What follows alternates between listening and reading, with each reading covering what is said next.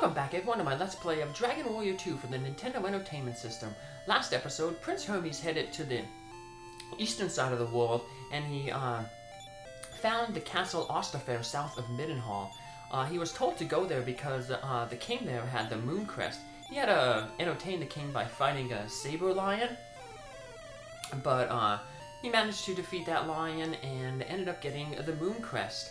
He also got the golden key from a fishing village south of Castle Osterfair, and with that golden key he was able to start getting more information and equipment behind the golden key locked doors. So, in Middenhall Castle he managed to find the token of Erdrick, which gives him proof that he was a descendant of Erdrick, and he used that to trade for for Erdrick's helmet in the shrine, the magic shrine, south of Tantegel Castle. Now he's just going to warp around. He's going to get another piece of Erdrick's equipment here. He's going to use these warps to get near Cannock, because in Cannock there was a gold key door, and behind that we're going to get a second piece of Erdrick's legendary equipment, Erdrick's shield, which is the best shield in the game in terms of defense. It's 2 defensive higher than the heal more shield, so it's debatable whether you just want to save inventory space and just buy the heal more shield. You'll lose 2 defense, but you'll gain the ability to use heal more in battle. Well, don't just stand there. Open the treasure chest. And here we go. We got the shield of Erdrick. So I'm probably just going to keep that shield, because most of the time Prince Hermes is going to be using his turns to attack, and won't be healing. He'll heal outside of battle. So that guy, if we already got the treasure, she says, "Oh, you peeked." So well, that clears up everything we need to do in Cannock Castle. But it's not the end of our backtracking. In Tantegel Castle, we learned about the yawn, which is apparently a yawn that falls from the heavens and lands on the north tower, on the 3rd floor of the north tower of the Dragon Horn. So we're going to once again use these warp zones to get to a destination, the Dragon Horn, and we're going to go find that yawn. The yawn, we will learn, is one of the 2 components needed to make the flying water cloth, which is the best armor for the princess, and I guess theoretically for the Prince Orfeo too. There's a glitch you can use to get 2 of those items, so I'll do that glitch just to show it off, but for the Let's Play I won't use that second flying water cloth on the prince. So that's why I'm not cheating, but then it'll be there for the bonus episode. So we head up to the 3rd floor, and then you gotta search around. It's around the stairs here, so I missed it there, but go in the little corner here, and there we go with the yawn. We're gonna have to find a weaver to use that. Now the reason the glitch works where you can get 2 of them is the game doesn't want to lock you out of like special items. So if you lose a special item, say like you drop the silver key will respawn in the treasure chest that it was in. So right now we have the yawn in our inventory, and we're going to get that second piece of thing later. And then we're going to give them to a weaver to make the thing. Now once we give them to the weaver, they're no longer in our inventory, so the game thinks, oh, we lost them somehow. So what it'll do is it'll respawn the yawn in the second item for us to pick back up. So you can pick them back up, and then return to the weaver later after he completes the first flying water cloth, and then give him the items again, and he'll make the second water cloth. Now you can't get a 3rd one because when you have the flying water cloth, the first one, it realizes, oh, you already got these 2 items, so it won't spawn the yarn and the other item again. So, well, We cleared out the first tower there, the Dragonhorn Tower, which is a tiny little tower. Now we're going to a much larger tower. We could have went to this one earlier, but I wanted to get all that good gear, because this tower, even though the enemies are enemies we've encountered before and are able to defeat, this tower is really, really long, really huge. It's going to take 2 trips to go through it entirely, because there's the right way you need to go, and then there's another way to get a bunch of treasure. So we'll be doing the treasure first, and then we'll come back in the next episode to finish off the tower. But yeah, most of the enemies here, there's going to be one new one, this undead skeleton type monster. But most of the enemies here are the same ones that we found in the Dragon Lord's Castle and around Baron.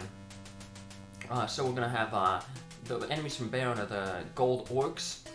They start appearing, I think, on the 3rd floor and above, and the dragonflies. So I'll show off each of the enemies.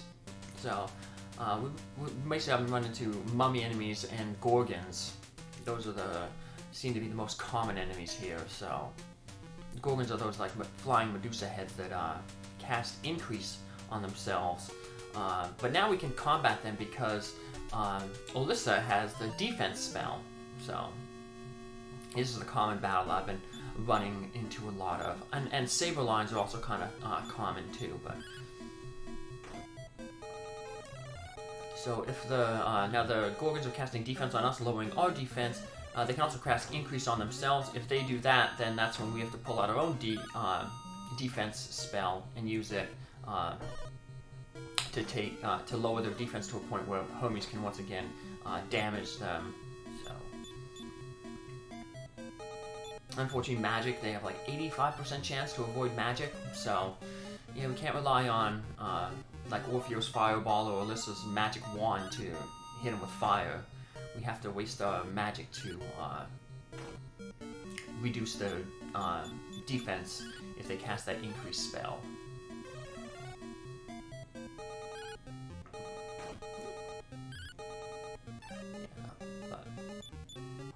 Usually I don't cast the defense until maybe like after they use like 2 increases. After the first increase, Hermes is still strong enough to kind of deal enough damage to them. So if you're close to defeating them, you might want to save some of your MP, because like I said, this dungeon is very, very long. We're using a lot of our MP and our healing items. I think what also makes these dungeons seem really, really long is there's a lot of these transition screens, and as I said, the transition screens tend to have the, transition screens have the highest encounter rate. And going through them, it's like 82% that you'll get into an encounter when the screen transitions, so. They have a bunch of transitions here.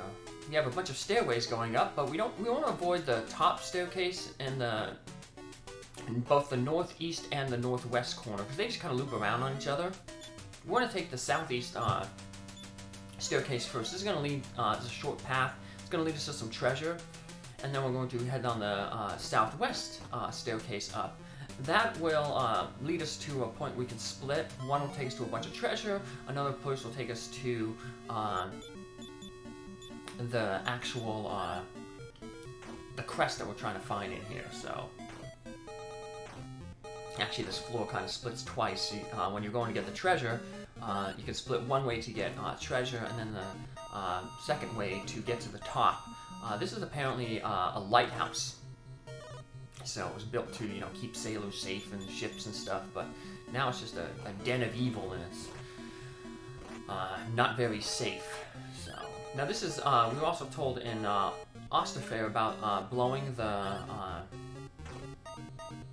echoing flute in 3 different places. An island, which was where we found the fire crest, because that was on a simple island, a small island.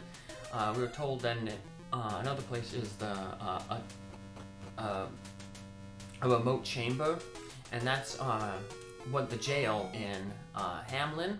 And then the last one was a tower, and this is the tower that person was speaking of. But like I said, we got a lot of adventuring to do in this tower, so. This equipment upgrades are definitely going to come in handy. Survivability. I tried to do this in my test run with just coming here right after, you know, got all the stuff in the Dragon Lord's castle. But it was a little too tough. So the extra levels and the extra equipment, you know, the Armor of Gaia, the Erdrick's helmet and shield, helped increase, you know, Hermes' survival, and Orfeo got, you know, the magic armor to help him with his defense. Plus everybody got like 1 or 2 levels. We're still gonna have to make a trip back to the Dragon Lord's castle later on, because on the bottom floor, remember, he had those treasure chests, but those treasure chests are guarded by a whole bunch of damage tiles. Those damage tiles take off 20 damage every time I step on them. So we want to wait until we end up getting the Step Guard spell. Prince Orfeo gets that, I believe, at level 18. So by the time we finish after this lighthouse, he should have that.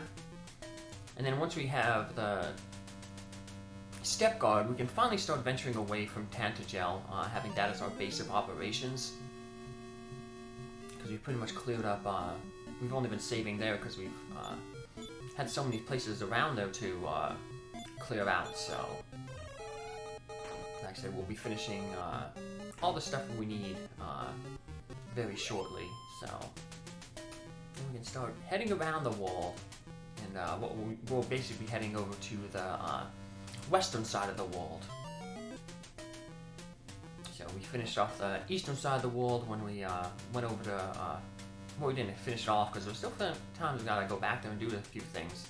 But we finished off a lot of the eastern exploration when we went to Osterfair and the fishing village. So yeah, just showing off some of the unique encounters that we can get in here. So magic ants, of course, cast sleep, but luckily they're very low hit points because they've been around since the Silver Key Cave, back when it was only Hermes and Orfeo.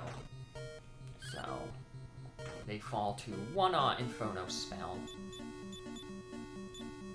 And then Hermes and Orfeo can usually team up to take out both the Gremlin and the Undeads. So you can still run into those big groups of Gremlins in here. Get some more treasure here. Now every time we come back here, we can always get this treasure again, but the treasure ain't like really worth it. So I won't be like farming treasure chests. Like I said, probably the best one that, if you're looking to farm stuff, might have been back in the Tower of Wind, because there was a treasure chest with an herb, medical herb, right on the first floor, and it's located by the exit. So you can just run in there, grab it, take the exit, come back in. You can build up your medical herbs that way. But I think what limited us with the medical herbs was just our inventory space.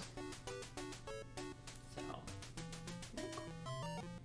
that's another reason why we're going to take this trip in 2 trips, because we can offload some of this inventory and have space for it, so for other treasures that we get.